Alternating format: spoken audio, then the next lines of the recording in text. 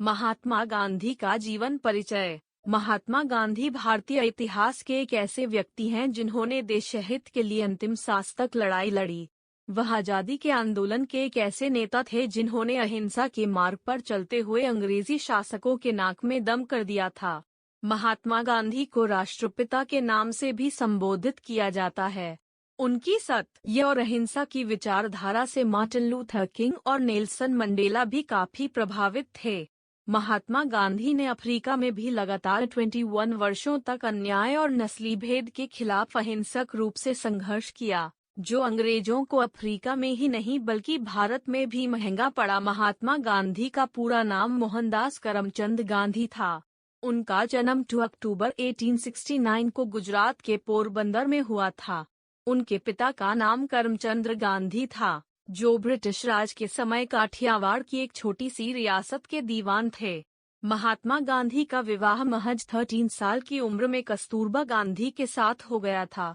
विवाह के 2 साल बाद गांधी जी के पिता का निधन हो गया और पिता की मृत्यु के ठीक 1 साल बाद उनकी पहली संतान हुई, लेकिन दुर्भाग्यवश जन्म के कुछ समय बाद ही उसकी मृत्यु हो गई। हालांकि इन कठिन परिस्थितियों में भी गांधी जी ने हार नहीं मानी और 1887 में अहमदाबाद से हाई स्कूल की डिग्री प्राप्त की तथा कॉलेज की पढ़ाई पूरी करने के बाद साल 1888 में उन्होंने लंदन जाकर वकालत की पढ़ाई करने का निश्चय किया। 1891 में वकालत की पढ़ाई पूरी करने के बाद गांधी जी भारत वापस लौटे, लेकिन नौकरी के सिलसिले में उन्हें वापस दक्षिण अफ्रीका जाना पड़ा। 23 साल की उम्र में वह दक्षिण अफ्रीका पहुंचे थे और 1 सप्ताह बाद डरबन से प्रोटीरिया की यात्रा करते समय उन्हें धक्के मारकर व पीटकर ट्रेन से फेंक दिया गया, जबकि उनके पास फर्स्ट क्लास का टिकट था। यह नस्लीय भेद का कारण था। किसी भी भारतीय या अश्वेत का प्रथम श्रेणी में यात्रा करना प्रतिबंधित था। इस घटना ने गांधी जी को बुरी तरह आहत किया, जो अंग्रेजों की अफ्रीका में ही नहीं भारत में भी महंगा पड़ा। 1915 में गांधी जी दक्षिण अफ्रीका से भारत लौटे थे और अपने गुरु गोपाल कृष्ण गोखले के साथ इंडियन नेशनल कांग्रेस में शामिल हुए।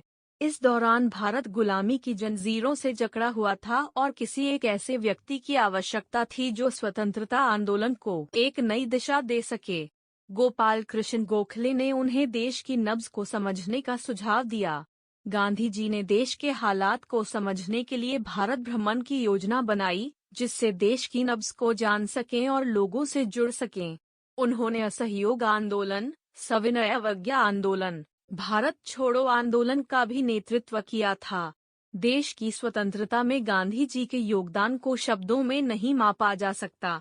उन्होंने अन्य स्वतंत्रता सेनानियों के साथ मिलकर अंग्रेजों को भारत छोड़ने के लिए मजबूर किया था।